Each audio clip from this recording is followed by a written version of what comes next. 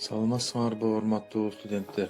Бекмамат Осмонов атындагы Жалал-Абад мамлекеттик университетинин Жалал-Абад колледжинин педагогикалык жана социалдык иштер бөлүмүнүн аскерге чейинки даярдык сабагынын окутуучусу Шамшиев Канатбек Алимбекович аскерге чейинки даярдык сабагынан кайтарым байланыш. Сабактын темасы аскердик ант. Сабактын максаты аскердик ант, анын мааниси жана күнүмдүк аскердик турмушта аткарылуучу иш-чаралар жөнүндө түшүнүк берүү, студенттердин патриоттук сезимдерин ойготуу жана аскердик кызматка болгон кызыгуусун арттыруу. Кыргыз Республикасы мамлекет эркиндик жана көз карандеместикти коргоо үчүн бар күчүндө керек болсо өмүрүмдү да аябууга ант берем.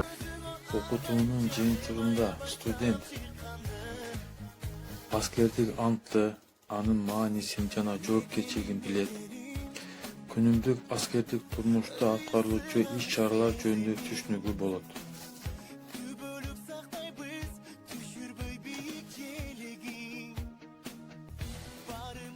Анда биринчи окуу суроосуна өтсөк. Биринчи окуу суроосу аскердик ант. Биринчи кезекте ант деген эмне, анын маанисине, жаралуу тарыхына токтоло кетсек, ант сөзгө, ишке, кыймыл-аракетке бекем туруу убадасы. Ант жоопкерчиликте, достошууда, жашын иштерде колдонулат. Антты бузуу жүзү каралык наадандык катары каралган. Эл ичинде ант турсун деген каргыш өкүм сүргөн. Жигиттер жоого аттанарда каны жаны менен ата журтун коргоого, бири-бирин душманга таштап кетпегенге, кылычтын мийизин өөп анттанышкан. Кан кечкен жолдошунан уккан эң жаман каргыш ант турсун деген каргыш болгон. Демек, ант бул ооздон чыккан жөнөкөй сөз эмес, жигиттик ар-намыс жана сөзсүз аткарууга тийиш болгон убада. Эгер аткарылбаса, зыян алып келген ыйык күч болуп эсептелет. Ал тургай Манас атабыздын да анты болгон. Ошол анттан кыскача айта кетсем, аткарбасам ыйык антымды, ата-баба салты урсун, ок тиштешкен ант урсун, төбөсү бийик көл урсун, көкө теңир өз урсун деп айтылган. Ал эми азыркы учурга токтоло турган болсок, антты аскер кызматкерлеринен башка дагы жогорку мамлекеттик кызматтарга дайындалган жарандар дагы ант беришет.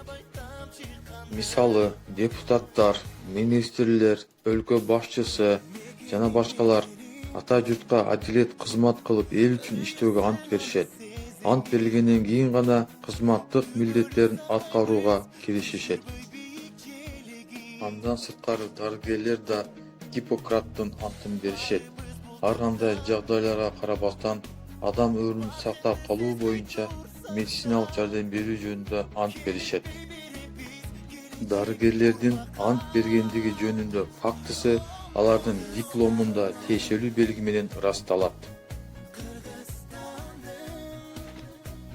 Ал эми аскердик антка кайрыла турган болсок, аскердик ант Кыргыз Республикасынын Жогорку Кеңеши тарабынан бекитилет. Аскердик ант Кыргыз Республикасынын куралдуу күчтөрүнүн катарына кызмат өтөөгө чакырылган жарандардын салтанаттуу убадасы. Мекенге, элге берилгендигин билдирүү, жоокер мекенин ар-намысын, эркиндигин, көз карандысыздыгын коргоого, ак ниет болууга, мекен үчүн каны жанын аябоого ант берет. Аскердик кызматка чакырылган жарандар А дегенде баштапкы 1 айлык даярдыктан өтүшөт. Аларды окутуп даярдоо үчүн атайын тандалып алынган мыкты офицер, прапорщиктер жана сержанттар дайындалат. Жаш жоокерлерди аскердик бөлүктө жылуу маанайда тосуп алышат жана төмөнкү иш-чаралар уюштурулат. Аскердик бөлүк менен тааныштыруу, взводдорго бөлүштүрүү, мончого жуунтуу, жаңы аскердик форма берүү жана башка иш-чаралар. Кызматтын биринчи күндөрү аскердик форманы кийип жүрүү, ак материалды жакага тигүү эрежеси, эртең менен туруу тартиби, бутка королчу материалды туура пайдалануу, ошондой эле төшөнчүлөрдү камтылоо эрежелери үйрөтүлөт. Ар бир жоопкерге чачык, жуунуучу каражаттар, үйдүн ичинде кийип жүрүүчү бут кийимдер, отургучтар, ошондой эле жастык, матрас, одеял, шешептер берилет.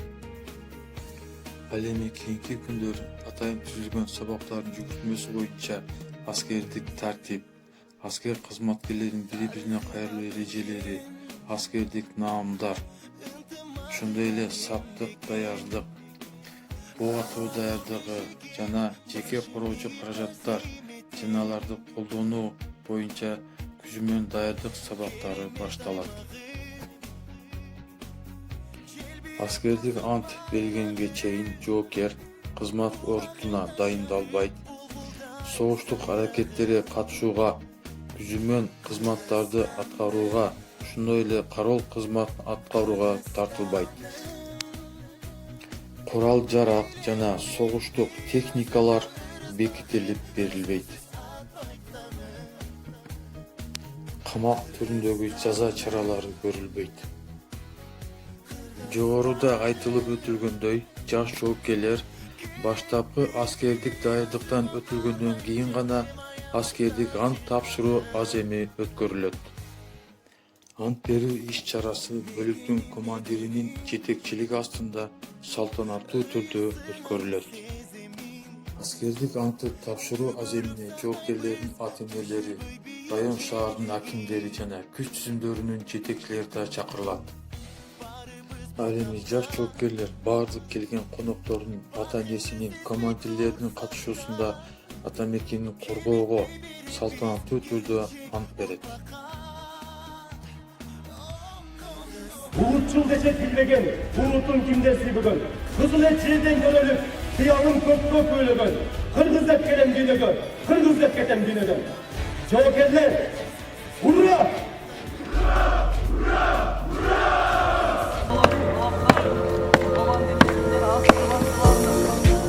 Soğuşuk kızı, atarbalı gözüm oldu, atları oynandı.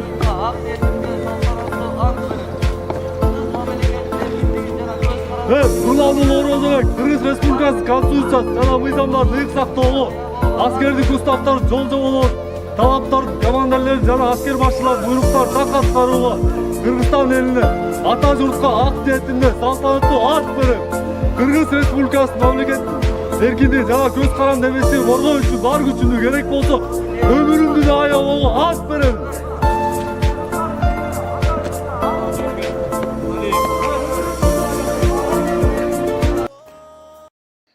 Ушуу менен сабак аяктады. Төмөндө көрсөтүлгөн тапшырманы аткарганга аракет кылгыла, саламатта калгыла.